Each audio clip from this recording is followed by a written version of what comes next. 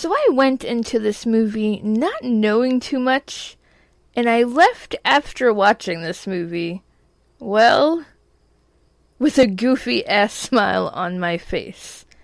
Dark humor is my home, and this movie made me a bed so I could lay comfortably in it.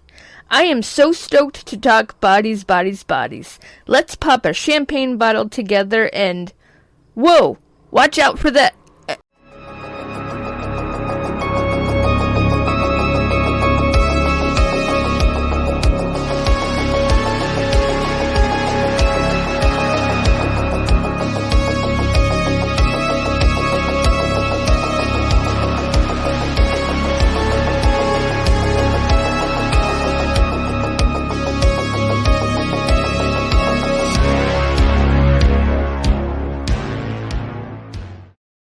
Hello, my fellow movie geeks, Carey Craves Cinema here, hiding in the dark with only a flashlight from my phone. Oh wait, that's the characters in Bodies, Bodies, Bodies.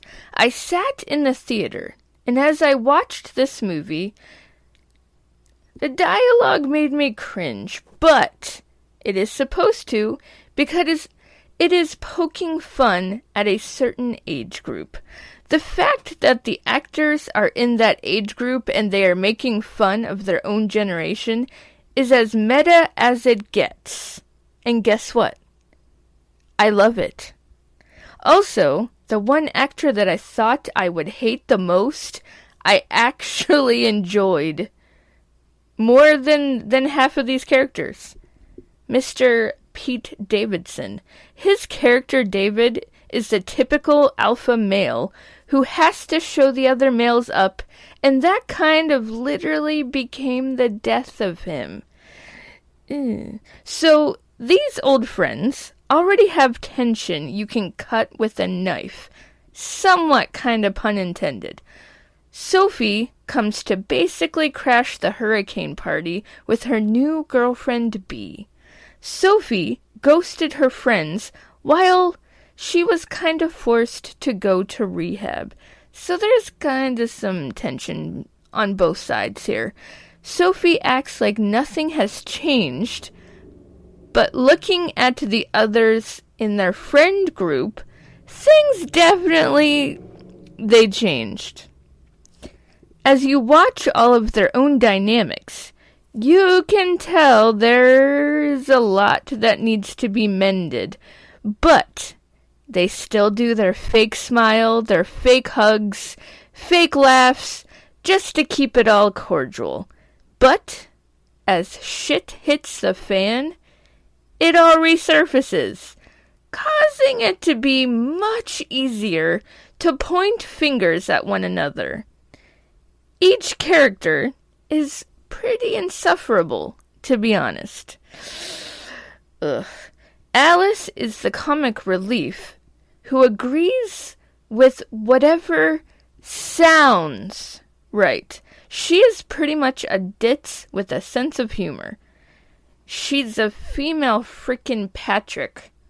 And I'm talking about SpongeBob. Yes, I am.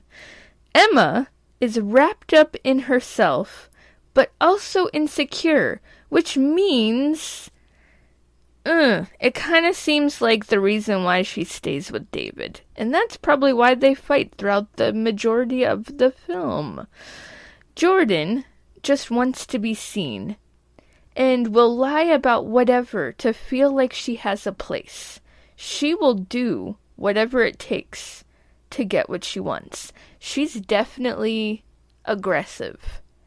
And she comes off like this little puma that she's quiet, but also she will rip your face off. B is the outsider. She is soft-spoken, but also very protective of who she cares about. She did lie to Sophie about having a job, but it was to save face from embarrassment. So the fact that they're talking about her lying, I feel like they were just trying to make her a red herring. But basically, they make all of these characters red herrings, and it's rather clever, if you ask me. She is, in my opinion, she's considered to be the most pure out of the whole group, because I feel like their whole dynamic is toxic. And the fact that she is outside of the group, she doesn't really get their toxicity, I feel. Like, she gets it from an outsider's standpoint, but she doesn't get, like, the inside of it. And then we have Sophie. She is the most complex out of them all. Whew. She had an addiction that she didn't truly face, because her friends told on her about her using, so she ends up folding easily while under pressure. She came back to her toxic friends despite the fact that they were the ones who forced her to go to rehab. She seems to want to forgive, but does she really? She is the most mysterious out of all of them, in my opinion. That's what I think. So, was this film a slasher? No, definitely not. Should this film be compared to Scream? On some levels, yes, and some levels, no. Don't come after me, because I'm about to explain myself. They had the meta down pat, and they had the satire down, but that is really all there is. It can't even touch Scream. So I don't feel like they should have really mentioned this being like an A24 version of Scream, because I don't feel like it was. I feel like Bodies, Bodies, Bodies is on an island on its own. If you don't understand self-sabotage or satire, then you won't understand this film. The fact, and here comes the spoilers, the fact that there was no killer, that everything in this film could have been prevented, it is just clever to me. It is clever. What David did just to feel alpha again, it's just hilarious to me. It is hilarious that all of the deaths in this film, they were all accidents.